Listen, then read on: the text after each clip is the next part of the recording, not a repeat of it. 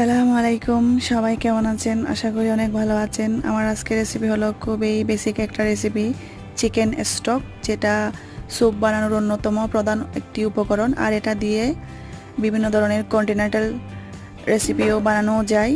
তো আমি এখানে হাড় সহ মুরগির মাংস নিয়ে নিয়েছি। হাড়ওয়ালা মাংস নিতে চেষ্টা করবেন, এতে চিকেন স্টকটা ভালো হয়। এরপর নিয়ে নিয়েছি একটি গাজর। আমি গাজরটি বড় বড় করে কেটে নিচ্ছি, আপনারা চাইলে এটা স্কিপ করতে পারেন। এরপর নিয়ে নেব আমি একটি পেঁয়াজ,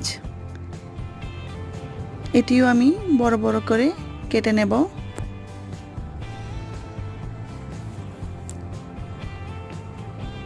এগুলো এবার বড় বড় করে কেটে নিলে হবে, ছোট করে কাটার কোনো প্রয়োজন নেই।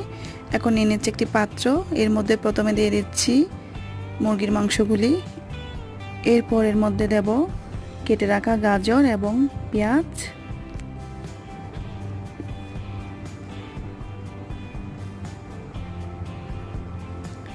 এখন এর মধ্যে দিয়ে দেব আমি আস্ত গোলমরিচ 1 টেবিল স্পুন। আপনারা চাইলে গোলমরিচের গুঁড়ো ইউজ করতে পারেন।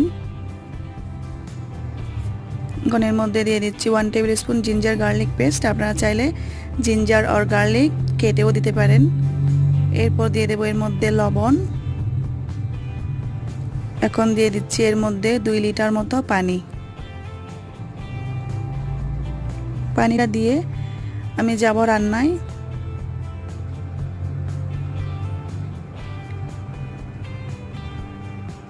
এখন এটা আমি চুলায় বসিয়ে দিয়েছি। এখন আমি চুলার আঁচ মিডিয়াম টু হাই রেখে এটা কুক করে নেব বলক আসা পর্যন্ত। আমার এটা প্রায় বলক এসে গেছে।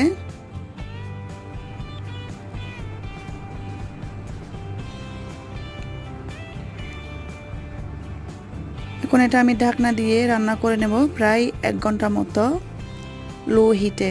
তাহলে ফিরছি 1 ঘন্টা পর।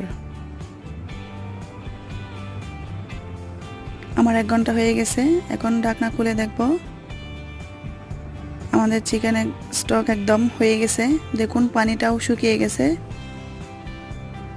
আমি দেখিয়ে দিচ্ছি আপনাদের এটা কেমন হয়েছে। দেখুন সবগুলো ভালোভাবে সিদ্ধ হয়ে গেছে এবং উপরে তেলও বেশি উঠেছে। এখন আমি চুলা বন্ধ করে দেব। নিয়ে নিয়েছি একটা বল, এর মধ্যে নিয়ে নেব একটা ছাঁকনি। এখন চিকেন স্টকটা ছেঁকে নেব।